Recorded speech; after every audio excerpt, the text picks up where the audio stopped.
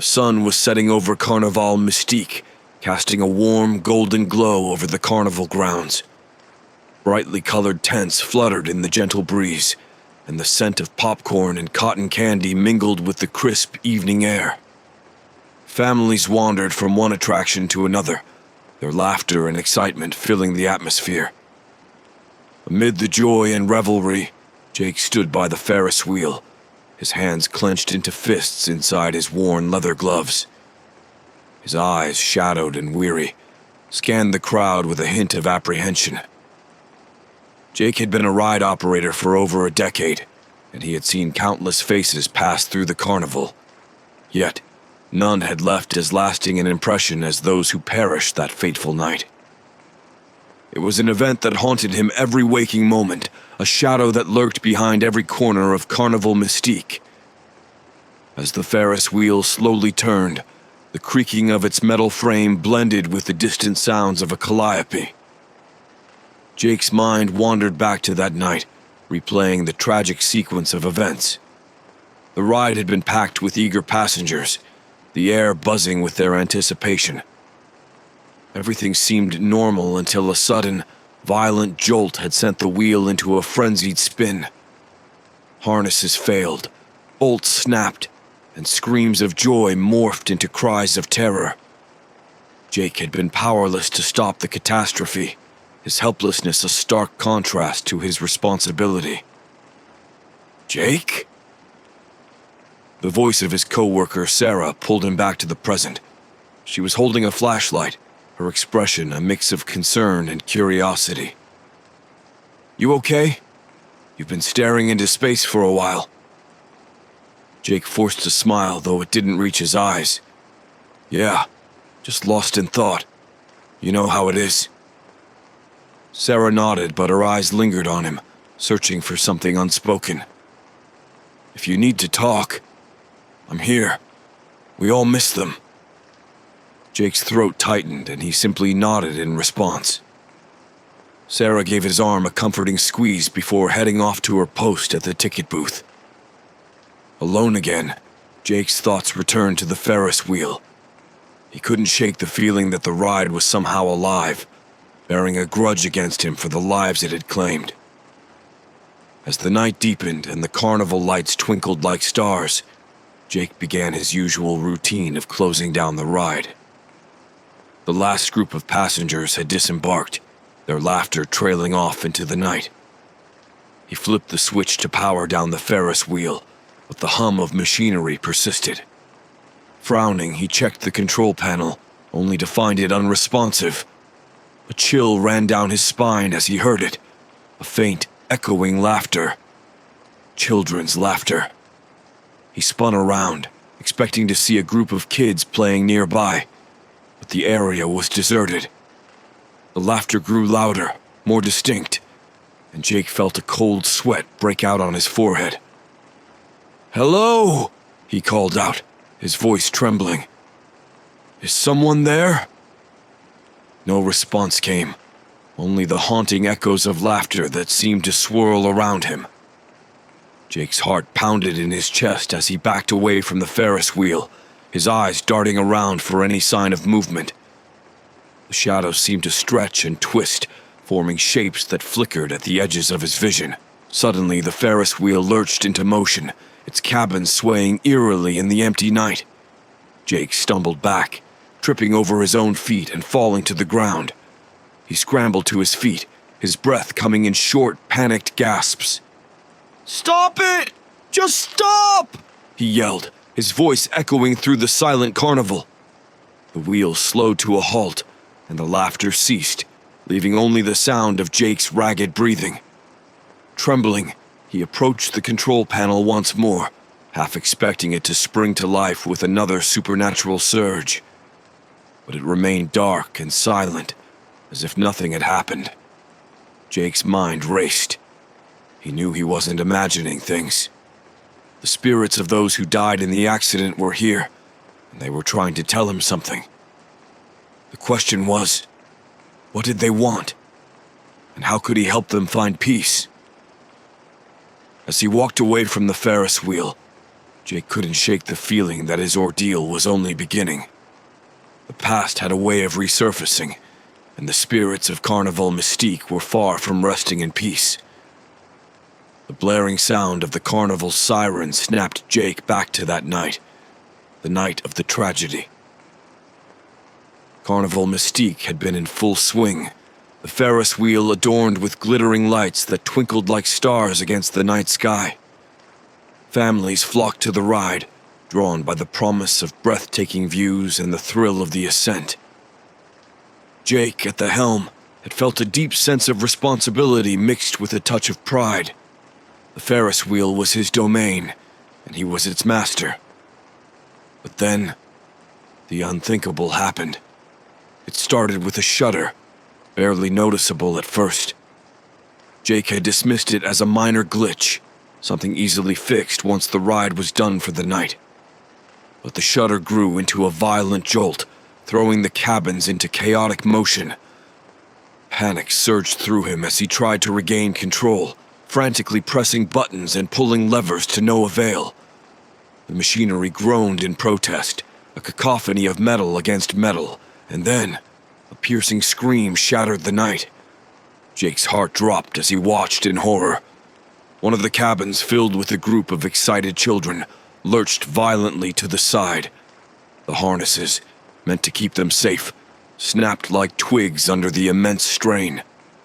He saw their faces, frozen in terror, as the cabin tilted precariously. The final gut-wrenching moment stretched into an eternity before the inevitable happened. The cabin broke free, plummeting to the ground below. Chaos erupted.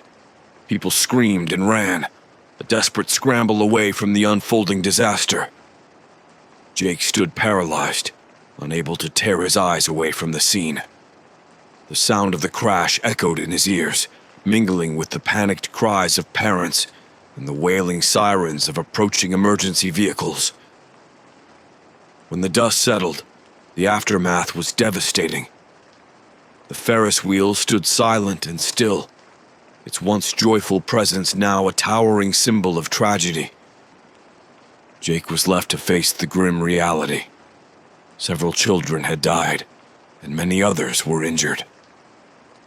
Their families, their lives shattered, looked at him with a mixture of grief and accusation. He felt their silent question burning into him. Why couldn't you save them? The investigation that followed was exhaustive. Inspectors combed through every inch of the Ferris wheel, searching for the cause of the malfunction. Jake was questioned relentlessly, every detail of his actions scrutinized. Despite the pressure, he told the truth. He had done everything by the book, followed all safety protocols. But it wasn't enough. The accident had happened on his watch, and nothing could change that. The official report eventually pointed to a critical failure in the ride's aging infrastructure. It was a technical explanation that did little to ease the guilt gnawing at Jake's soul. He replayed that night over and over in his mind, haunted by the faces of the children and the anguished cries of their parents. The carnival moved on, a new Ferris wheel erected in place of the old, but Jake remained trapped in that moment. As he stood in the present, the memories of the tragic night still fresh in his mind, Jake realized he was not the only one haunted by the past. The spirits of those who died lingered, their presence a constant reminder of the lives lost and the questions unanswered. He knew he had to find a way to help them, to understand what they needed. But how? How could he communicate with the restless souls that haunted Carnival mystique? And more importantly, how could he find a way to give them the peace they deserved? These questions plagued Jake as he closed the gate to the Ferris wheel, the final clang echoing through the empty carnival grounds. He walked away, the weight of his guilt heavy on his shoulders, and the haunting laughter still ringing in his ears. The night stretched on, and Jake knew that this was only the beginning. The spirits were growing more restless, their need for resolution intensifying. As he left the Ferris wheel behind, He couldn't shake the feeling that the answers he sought were out there, hidden within the shadows of Carnival mystique, and he was determined to find them, no matter the cost. The following days at Carnival mystique felt like a descent into madness for Jake. The spirits were no longer content with lurking in the shadows. They were making their presence known, and their haunting grew increasingly insistent. It started subtly, the sensation of cold drafts brushing against his skin, despite the warm summer air. Whispers that seemed to come from nowhere and everywhere at once, unintelligible but distinctly urgent. The shadows cast by the carnival lights seemed to stretch and twist in unnatural ways, forming shapes that disappeared the moment Jake tried to focus on them. One evening, as Jake prepared to start his shift, he found himself alone in the Ferris wheel control booth. The carnival was bustling outside, but inside the booth, an eerie stillness prevailed.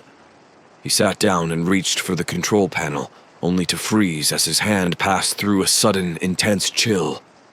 He pulled back, staring at the space where his hand had just been, and noticed a faint outline, a small handprint, like that of a child, frosted onto the glass.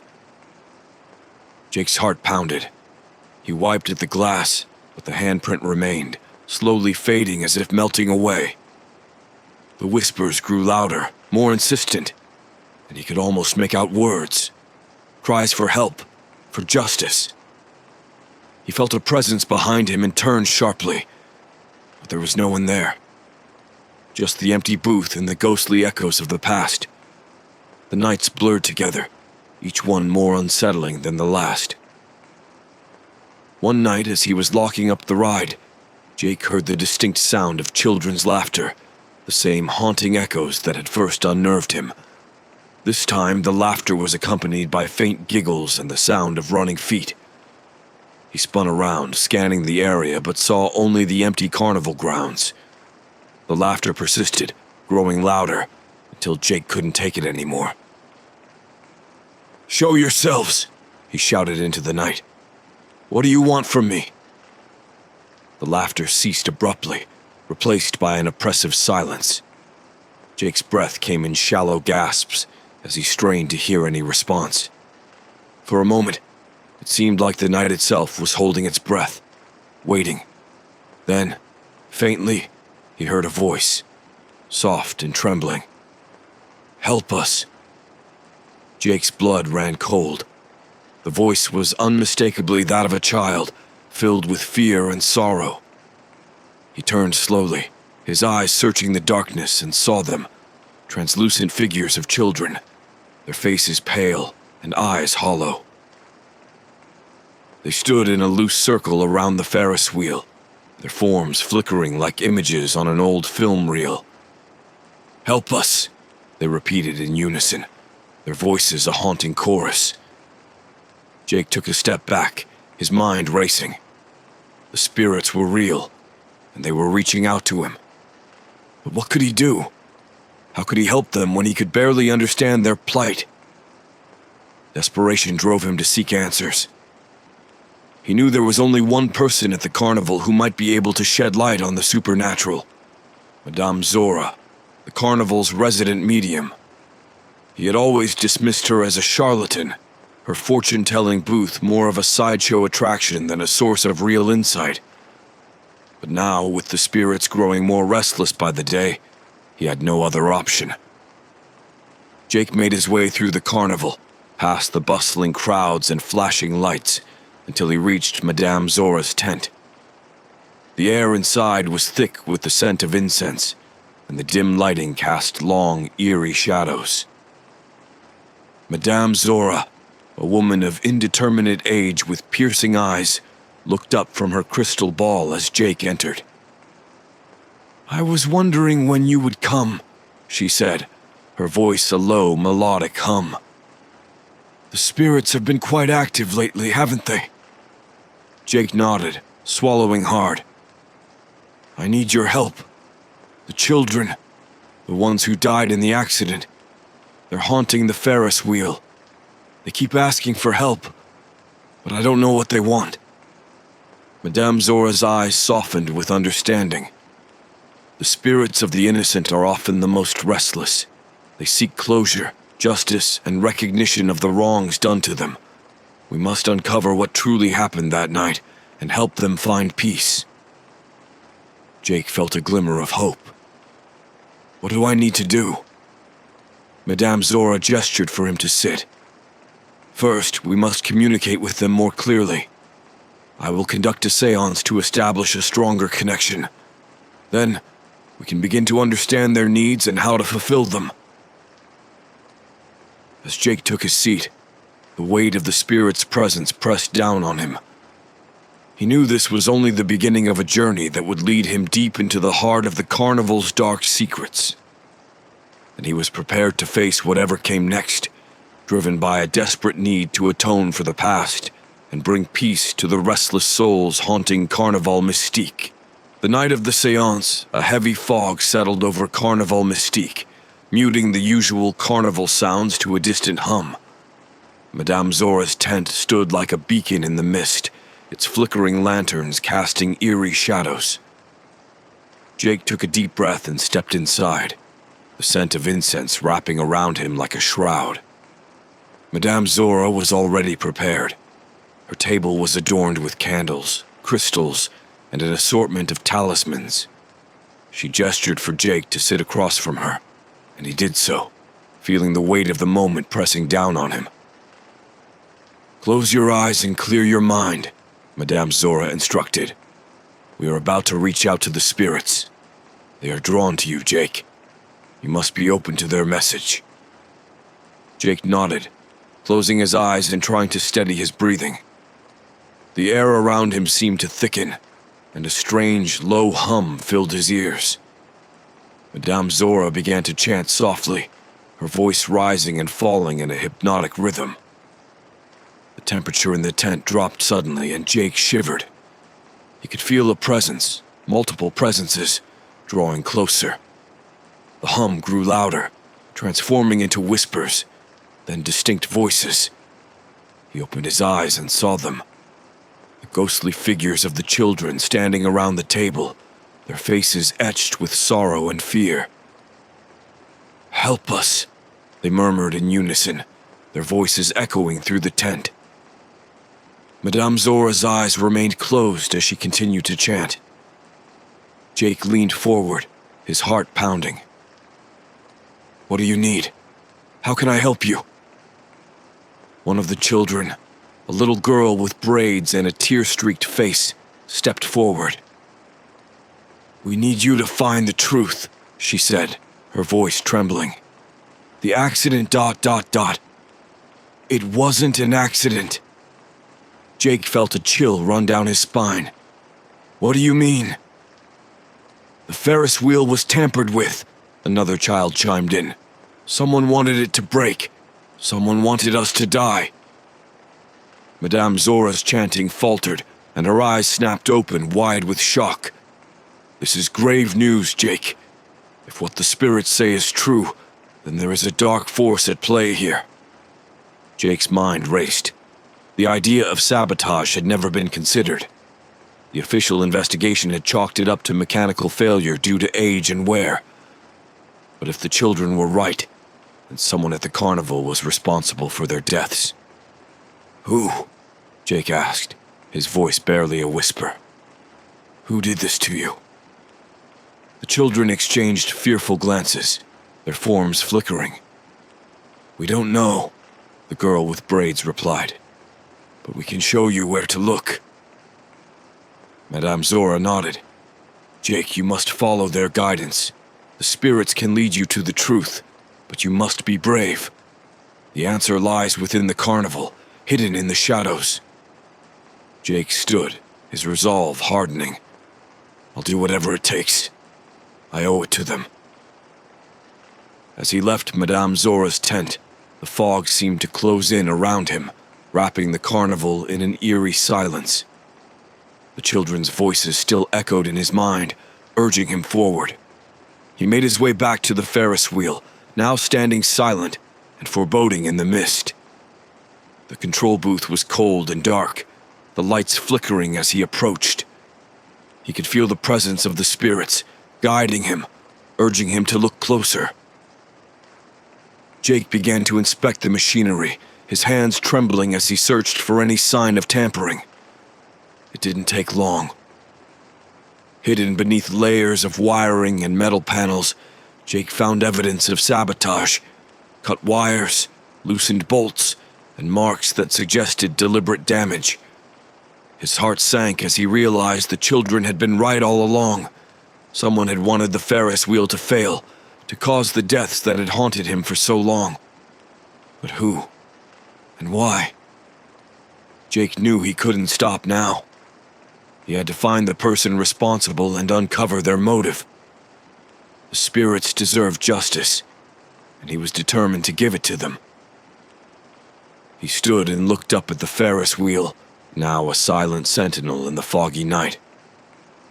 "I'll find out who did this," he vowed aloud, "and I'll make sure they pay for what they've done."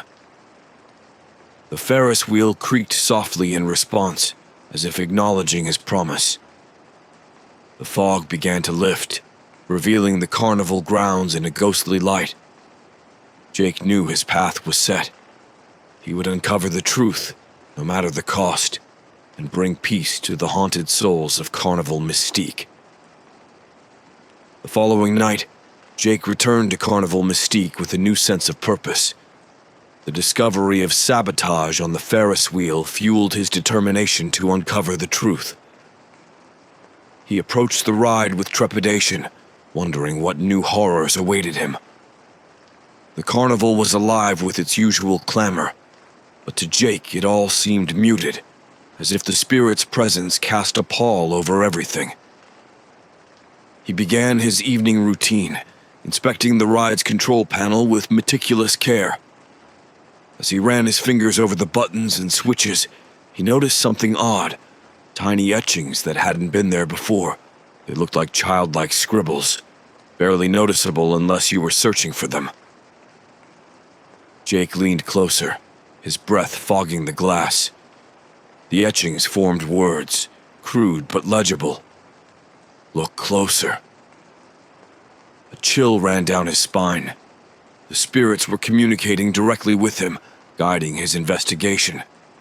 He glanced around, ensuring no one was watching, then began dismantling the control panel piece by piece. Beneath the layers of circuitry, he found more etchings, messages hidden in the metal framework. "He knows. Watch him. Trust no one." The implications were staggering. Someone at the carnival was aware of the sabotage and was potentially involved in it. But who could it be?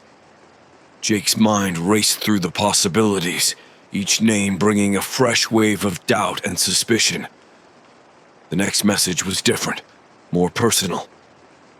"Seek the truth where the memories lie." Jake puzzled over this for a moment before realization struck him. The carnival archives, old records, maintenance logs, employee files, everything was stored there.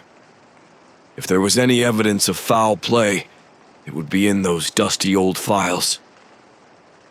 He made his way to the small, neglected building that housed the carnival's archives. The door creaked open, and Jake stepped into the musty darkness. Shelves lined the walls, overflowing with files, photographs, and ledgers that documented the carnival's long history. He began his search, sifting through piles of paperwork. Hours passed, the silence broken only by the rustling of papers and the occasional groan of the old building settling. Just as he was about to give up, something caught his eye. A maintenance log from the night of the accident. The log detailed routine checks and repairs, nothing out of the ordinary. But then, Jake noticed an anomaly. An entry had been erased, the paper scratched and worn from the effort. Someone had tried to hide something, but the faint impression of the writing was still visible. Jake retrieved a pencil and lightly shaded over the indentation, revealing the words beneath. Unscheduled maintenance. Ferris wheel. Authorized by R. Milton. His heart raced. R. Milton, Roger Milton, the Carnival's chief mechanic. A man known for his meticulous nature and dedication to the ride's safety. Why would he authorize unscheduled maintenance and then try to cover it up? Determined to confront Milton, Jake left the archives and made his way to the mechanic's workshop. The building was dark, the only light coming from a small window at the back. Jake knocked on the door, his heart pounding. "Come in," a gruff voice called from inside. Jake entered, finding Milton hunched over a workbench, tools and machinery parts scattered around him. The mechanic looked up, his eyes narrowing at the sight of Jake. "What do you want?" Milton asked, suspicion lacing his words. "I need to talk to you about the night of the accident," Jake said, trying to keep his voice steady. Milton's expression hardened. "I told the investigators everything I know. There's nothing more to say." Jake stepped closer, holding up the maintenance log. "I found this in the archives. It says you authorized unscheduled maintenance on the Ferris wheel that night, and someone tried to erase it. Why?" Milton's face went pale. He glanced around the workshop, as if checking for eavesdroppers. "You shouldn't have found that," he muttered, his voice barely audible. "It's not safe." "Not safe? What do you mean?" Jake pressed. Milton sighed, running a hand through his thinning hair. "There's more going on here than you realize. I was told to do that maintenance. Ordered, actually." "By who?" Milton hesitated, fear flashing in his eyes. "I can't say. If they find out I talked to you..." Jake's mind raced. Who could be powerful enough to intimidate Roger Milton? "Please, Roger. The spirits of those children are restless. They need closure, and so do I." Milton glanced at the door again, then leaned in closer. "Fine. Meet me at the Ferris wheel tonight, after closing. I'll tell you everything." Jake nodded, his pulse quickening. As he left the workshop, he couldn't shake the feeling that he was being watched. The spirits had led him this far, and now it was up to him to uncover the truth. The answers lay ahead, shrouded in darkness and danger, and he was determined to face them, no matter the cost. Jake felt a mixture of anticipation and dread as he approached the Ferris wheel later that night. The carnival had closed, and the grounds were eerily silent, save for the distant hum of machinery winding down and the occasional creak of the Ferris wheel in the night breeze. He clutched a flashlight, its beam cutting through the darkness, and his footsteps echoed in the stillness. As he neared the ride, he spotted Roger Milton waiting by the control booth. The mechanic's hunched posture and darting eyes betrayed his anxiety. Jake approached cautiously, the weight of their impending conversation heavy in the air. "Roger," Jake called out softly, and the mechanic turned to face him, his expression a mix of resignation and fear. "I shouldn't be here," Roger muttered, glancing around nervously.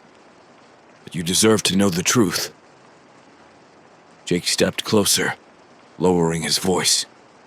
"What happened that night, Roger? Why did you authorize that maintenance?" Roger took a deep breath, his hands trembling. "It wasn't my idea. I was ordered to by someone higher up. They said it was a necessary precaution, but I knew something was off. The parts they gave me to install were defective, rigged to fail." "Who ordered you?" Jake pressed, his heart pounding. Roger looked around once more before whispering, "Mr. Phelps. He's the carnival owner. He said it was for the good of the business, that the ride needed to be refreshed for insurance purposes. I didn't question it at the time, but now I see he wanted that accident to happen." Jake felt a surge of anger and disbelief. Why would he do that? What could he possibly gain from such a tragedy? Insurance money, Roger replied bitterly. The Carnival was struggling. He saw an opportunity to claim a hefty sum and revamp the place, but he didn't care about the cost in lives. Before Jake could respond, a cold breeze swept through, and the air grew thick with an otherworldly presence. The spirits were here, drawn to the truth being revealed. Whispers filled the air, and the spectral figures of the children materialized around them. "Help us!" the spirits pleaded, their voices echoing with sorrow. Roger's eyes widened in terror as he saw the apparitions. "What the—" "It's them," Jake said, his voice steady. "The children who died. They need justice." Roger took a step back, his face pale. "I can't stay here. If Phelps finds out I talked, he'll kill me." "You can't run from this, Roger," Jake insisted. "We need to confront Phelps. The spirits won't rest until justice is served." Roger hesitated, then nodded reluctantly. "All right, but we'll need help. Someone who understands the spirits, who can communicate with them directly." Jake knew exactly who he meant.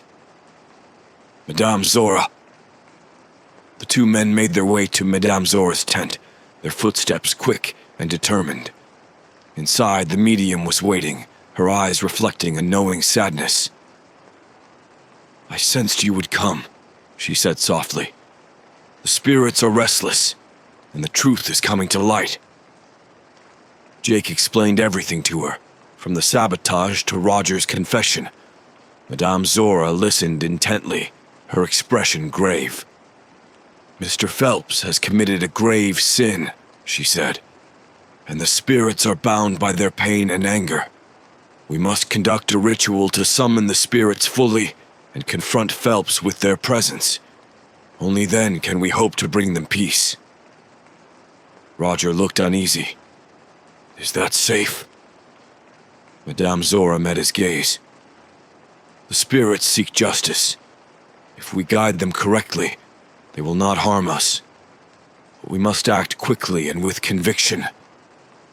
Jake felt a sense of resolve. "Let's do it. For the children." The three of them gathered the necessary items for the ritual, candles, crystals, and sacred herbs, and made their way back to the Ferris wheel.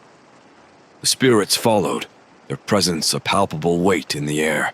Jake felt their pain and longing, and it fueled his determination to see this through. Madame Zora began the ritual, chanting in a language Jake didn't understand. The candles flickered, casting long shadows, and the air grew cold. The spirits of the children appeared, their faces solemn and expectant.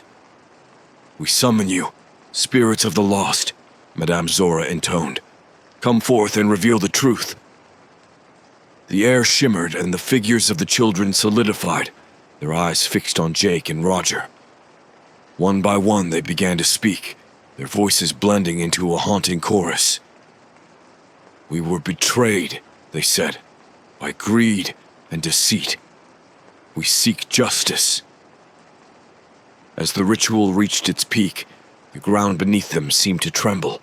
The Ferris wheel groaned and creaked, its metal frame echoing the pain of the lost souls. And then, as if summoned by the spirits themselves, Mr. Phelps appeared, drawn by an unseen force. "What is this?" Phelps demanded, his eyes wide with fear and confusion. Madame Zora's voice was steady. "You are here to face the consequences of your actions, Mr. Phelps. The spirits of those you wronged demand justice." Phelps looked around, his bravado fading as he saw the spectral children. This is madness." Jake stepped forward, his voice filled with righteous anger. "You caused their deaths, Phelps. For money. And now you must answer for it." The spirits began to move towards Phelps, their forms shifting and flickering. He backed away, but there was nowhere to run. The truth was out, and the spirits would not be denied. In that moment, Jake knew they had done the right thing. The spirits were finally being heard, their pain acknowledged. And as Phelps faced their wrath, Jake felt a sense of closure. The journey was not over, but they had taken a crucial step towards bringing peace to the haunted souls of Carnival Mystique. Mr. Phelps stood frozen in terror as the spectral children surrounded him, their ghostly forms flickering with intensity. The air grew colder, and the ground seemed to hum with the energy of the spirits. Jake watched as Phelps's face contorted in fear, a far cry from the confident carnival owner he had always appeared to be. "Please, I didn't mean for any of this to happen," Phelps stammered, his eyes darting between the children and the three adults. "I was desperate. The carnival was dying." The spirit's whispers grew louder, a chorus of sorrow and anger. Jake stepped forward, his voice steady. "Desperation doesn't excuse murder, Phelps. You sacrificed innocent lives for your own gain. These children deserve justice, and it's time you faced the consequences." Madame Zora continued her chant, her voice a steady hum that seemed to calm the spirits, focusing their energy. Roger stood beside Jake, visibly shaken but resolute. "We need to know everything, Phelps," Roger said, his voice trembling. "Who else was involved? How did you plan it?" Phelps's shoulders slumped, his bravado completely gone. "It was just me. I thought if the ride malfunctioned, the insurance payout would be enough to save the carnival. I didn't think anyone would get hurt, but when the Ferris wheel started to fail, I panicked. I told Roger to use the defective parts, hoping it would cause a minor issue, not this tragedy." Jake's anger flared. "You gambled with their lives for money. Now you have to make it right." Madame Zora's chanting intensified, and the spirits moved closer to Phelps. One of the children, the little girl with braids, stepped forward. Her ghostly eyes locked onto Phelps's, and her voice, though soft, was filled with an eerie authority. "You must confess to the authorities. Tell them everything. Only then can we rest." Phelps nodded, tears streaming down his face. "I'll do it. I'll go to the police. Just please, let them rest." Madame Zora's chant came to a slow end, and she turned to Jake and Roger. "The spirits will remain until he fulfills his promise. We must make sure he does." The next morning, Phelps, accompanied by Jake and Roger, walked into the local police station. The confession was a mix of relief and dread as Phelps recounted the details of his plan, the manipulation, and the ultimate failure that led to the tragedy. The police listened, their expressions a mix of shock and anger. As Phelps was taken into custody, Jake felt a strange mix of emotions. The man responsible for so much pain was finally facing justice, but the weight of the past still hung heavy. He knew this was just the beginning of healing for himself and the spirits of the children. That night, Jake returned to the Ferris wheel. The air was still, the carnival eerily quiet. He stood by the ride, feeling the presence of the spirits once more. "We did it," he whispered. "He's going to pay for what he did." The spectral children appeared around him, their forms more solid than ever. The girl with braids stepped forward, her expression softer. "Thank you, Jake. You helped us find peace, but there's one more thing you need to do." Jake's heart raced. "What is it?" "We need you to remember us," the girl said, "to keep our memory alive, so nothing like this happens again." Tears welled up in Jake's eyes as he nodded. "I promise. I'll never forget you." The spirits began to fade, their forms dissolving into the night air. As they disappeared, Jake felt a profound sense of peace wash over him. The weight of their pain lifted, and for the first time since the tragedy, he felt a glimmer of hope. Madame Zora approached, her eyes reflecting the relief Jake felt. The spirits are at rest now. You did well, Jake. He nodded, feeling a newfound resolve. Thank you, Madame Zora, for everything.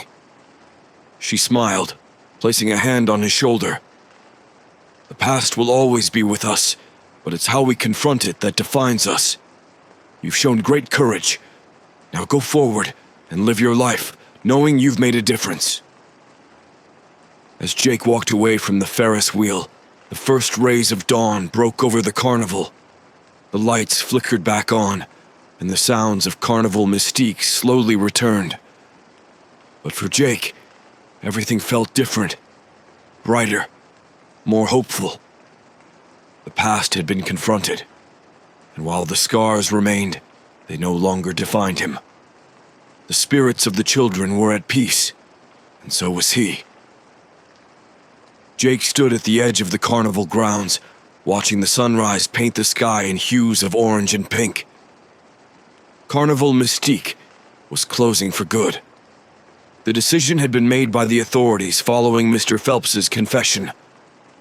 The carnival, once a place of joy and excitement, had become tainted by tragedy.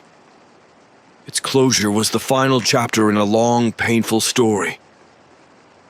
Jake walked through the now empty grounds, the memories of laughter and music replaced by a haunting silence. The ride stood still, their once vibrant colors faded and worn. The Ferris wheel, the epicenter of the tragedy, loomed over the carnival like a silent sentinel. As he approached the Ferris wheel, Jake felt a familiar chill. The spirits were still there, their presence lingering like a whisper in the wind. He had promised them peace, but he knew there was one final act he needed to perform to ensure their rest. He reached the control booth and placed his hand on the lever. The Ferris wheel groaned to life, the cabins creaking as they began to turn. Jake climbed into the nearest cabin, his heart pounding as the ride slowly ascended. The higher he went, the more he felt the weight of the spirit's presence. At the top of the Ferris wheel, Jake looked out over the deserted carnival. The memories of that tragic night flooded back, but this time he faced them with a sense of purpose. He closed his eyes and took a deep breath, reaching out with his mind to the spirits. "I'm here," he said softly. "I'm ready to help you find peace." The air around him grew colder, and he opened his eyes to see the spectral figures of the children appearing in the cabin with him. They looked at him with a mixture of sadness and gratitude. "Thank you for helping us," the girl with braids said, her voice barely a whisper. "But there's still something we need." Jake nodded, his heart aching for the lost souls. "What is it?" "Remember us," the girl said. "Tell our story. Make sure we're not forgotten." Jake felt tears welling up in his eyes. "I promise. I'll tell everyone what happened here. I'll make sure your memory lives on." The spirits began to fade, their forms dissolving into the morning light. As they disappeared, Jake felt a profound sense of peace. The weight of their pain lifted, and he knew that the spirits were finally at rest.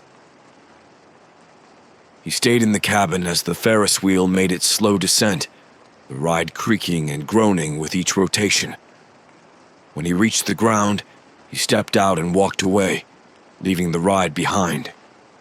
The carnival was closing, but he knew that the story of the spirits would live on. As he walked through the empty grounds, he thought about how he would tell their story. He would write a book, detailing the tragic events and the haunting that followed.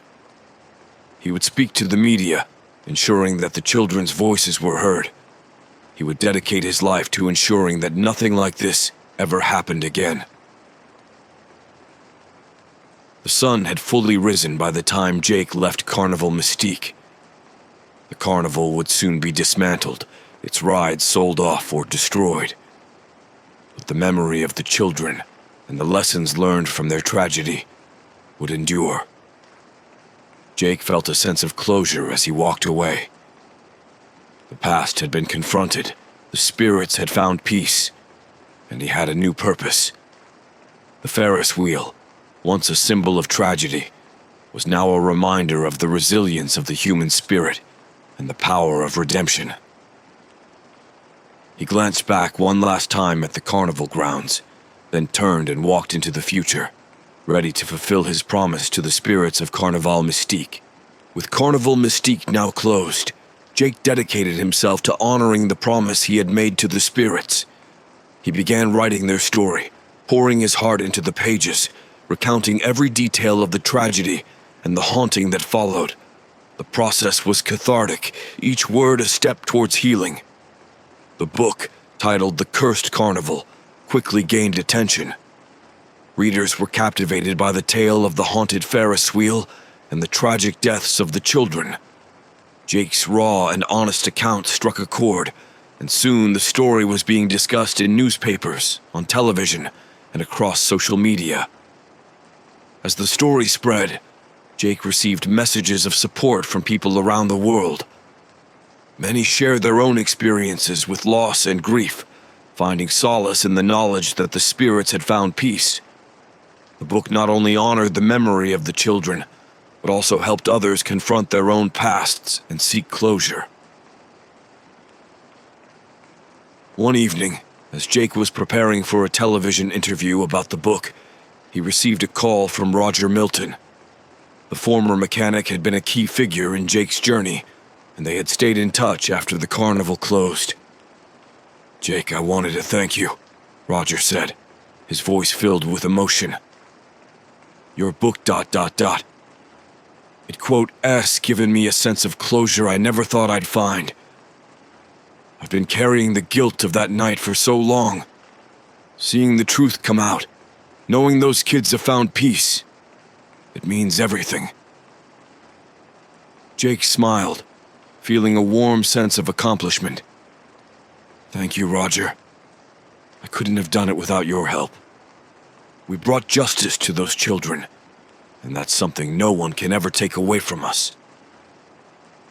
The interview that night was a success, and Jake continued to share the story of Carnival Mystique with audiences far and wide. Each time he recounted the events, he felt a little more of the weight lift from his shoulders. One day, Jake received an unexpected letter. It was from the parents of one of the children who had died in the accident. They expressed their gratitude for his efforts, saying that his book had given them a sense of peace they hadn't thought possible.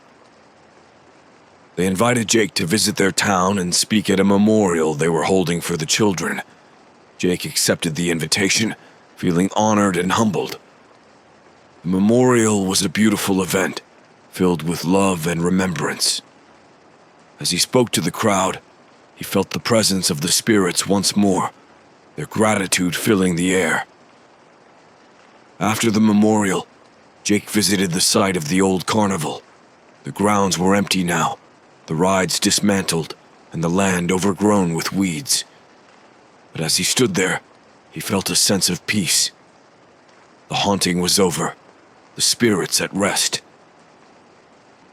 As he walked away from the site, Jake knew that he had fulfilled his promise.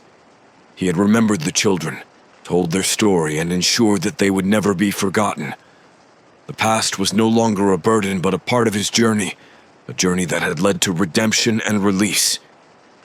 Jake's life moved forward, but he never forgot the lessons he had learned at Carnival Mystique. He continued to write, sharing stories that touched on themes of loss, redemption, and the human spirit's resilience. He knew that the spirits of the children were with him, guiding him, and reminding him of the power of confronting the past and finding peace. And so Jake lived his life with a sense of purpose and fulfillment, knowing that he had made a difference. The curse of the carnival had been lifted, and in its place, a legacy of hope and healing had been born.